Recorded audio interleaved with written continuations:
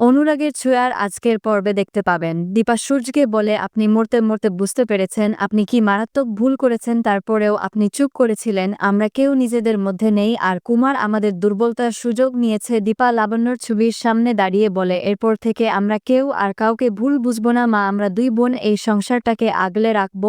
আমরা কলকাতার বাড়িতে ফিরে যাব। রত্নাদেবী মনে মনে ভাবছে দীপা খুব চালাক, আমার বোকা মেয়েটার মাথা মুড়িয়ে ওর কাছ থেকে সবকিছু আদায় করে নেবে, সেই জন্য আমাকে দীপার উপরে নজর রাখতে হবে। অন্যদিকে ডক্টর যখন দেখতে পারে মিশকার পায়ে কোনো সেন্স নেই, তখন মিশকাকে বলে আপনার পায়ে আমরা একটা স্পেশাল লিকুইড ইনজেক্ট করেছি, রিপোর্টে তো বলছে সেটা কাজ করছে, তবে আপনি বলছেন কাজ করছে না। মিশকা বলে আমি নিজেও একজন ডক্টর, আমি মিথ্যা কথা কেন বলবো। অন্যদিকে রত্নাদেবী আবারও উল্টোপাল্টা কথা বলছিল। সেই সময় লাবণ্যর ছবির সামনে থেকে প্রদীপটা ছিটকে মাটিতে পড়ে যায়। এইদিকে মিশকা হসপিটালে বসে মনে মনে ভাবছে হাসপাতালের চার দেওয়ালে বসেও আমি তোর কথাই ভেবেছি সূর্য, আমার শাশুড়ি মায়ের শ্রাদ্ধ হচ্ছে আর সেখানে আমি যাব না। নার্সকে বলে দে সকালবেলা আমি মেডিসিন ট্রিটমেন্ট করতে চাই, সেই সময়ে আমাকে যেন কেউ এসে বিরক্ত না করে, আপনি একবেলা আমাকে খাবারটা দিয়ে চলে যাবেন। তখন হসপিটাল থেকে পালিয়ে যায়। এরপরে লাবণ্যর শ্রাদ্ধের অনুষ্ঠানে কিছু লোকজন এসে লাইট লাগাতে চাইলে রূপা এসে জিজ্ঞেস করে আপনাকে লাইট লাগাতে কে বলেছে। তারা বলে ওই যে উনি। তারপরে সে লোক দুটো সেখান থেকে পালিয়ে যায়। রূপা ভাবে আপাতত বাড়িতে কাউকে এই ব্যাপারে কোনো কথা বলার দরকার নেই। কুমারের গুন্ডারা কুমারকে এসে জানায় আমরা ক্যামেরা ফিট করে দিয়ে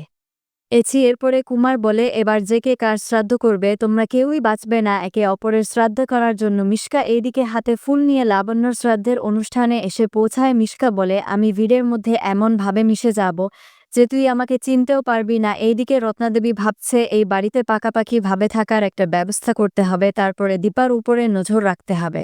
বন্ধুরা, আপনাদের মতামত কি কমেন্ট করে জানান, আর পরবর্তী আপডেট পেতে অবশ্যই আমার চ্যানেলটি সাবস্ক্রাইব করুন।